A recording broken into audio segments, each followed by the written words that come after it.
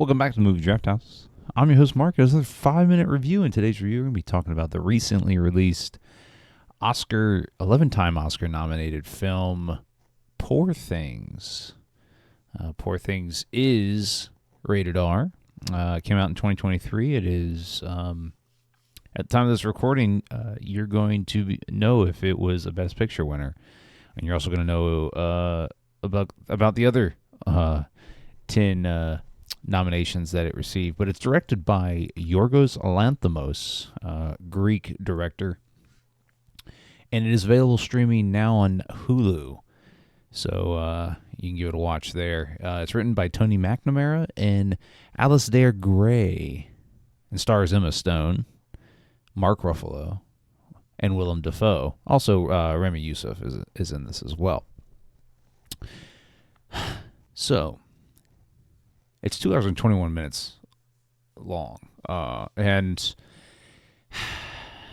at times, it does seem long. However, Emma Stone is so good in this. It's wild. This movie is wild. But premise behind the movie is that Emma Stone's character, Bella Baxter, is brought back to life by this mad scientist, Godwin Baxter, who Willem Dafoe plays, and he's heavily make-upped in this, but you can still recognize him. But he is a Dr. Frankenstein-esque type character. But Bella Baxter the movie starts out with her as a, essentially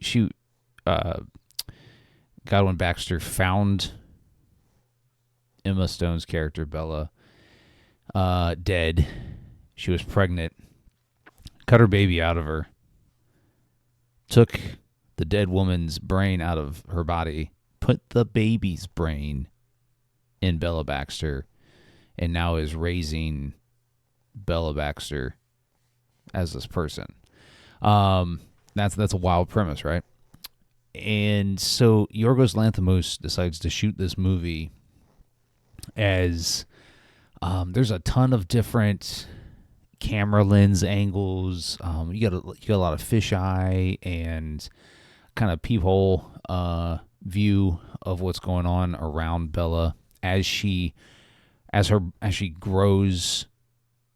We're told very early on by Godwin Baxter that her brain is progressing at a very rapid rate.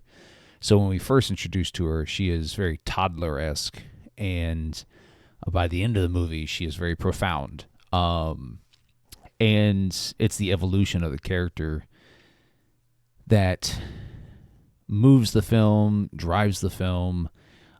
This film is about self-exploration and independence. It's about sexual independence. Emma Stone's never been more naked in her life.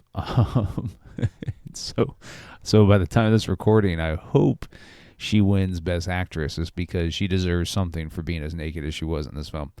And then she globetrots through this movie. She becomes betrothed to Remy Youssef's character, Max, who is kind of an understudy to Godwin Baxter. And the metaphor, clever metaphor here, is that Bella calls Godwin Baxter God. God for short for Godwin, but she refers to him as God. And that's just a bit on the nose for, his role here in the film. But he's the father type character. And, he's very reluctant to send her off on this whirlwind adventure where Duncan Wedderburn, another on the nose name, comes in and swoops Bella off her feet. And that's Mark Ruffalo's character. And he is fantastic. You've never seen Mark Ruffalo like this. He's a weird character. He's this super confident character. He is this debonair type. He exerts all of his confidence into Bella, and he is the one that introduces her to sex, and then she hits the ground running from there. And not half of the movie, but a quarter of the movie is her being a prostitute, and just her realizing the independence that she has. And this movie is crazy. It's profound. It's explorative. It's the costumes and the sets. Like, it's a weird past futuristic society. There is just, this is a, who's the guy? Paul Thomas Anderson? No, it's not him. Who did the hotel movie? Not Hotel Transylvania. Yeah, the Grand Budapest Hotel. Who did that guy? What was that guy? Wes Anderson. This is a Wes Anderson if Wes Anderson made good films. Boom. But everything is held together by Emma Stone, and she gives the performance of a lifetime here, I think. She was in The Favorite, which is another Yorgos Lanthimos Oscar-nominated film.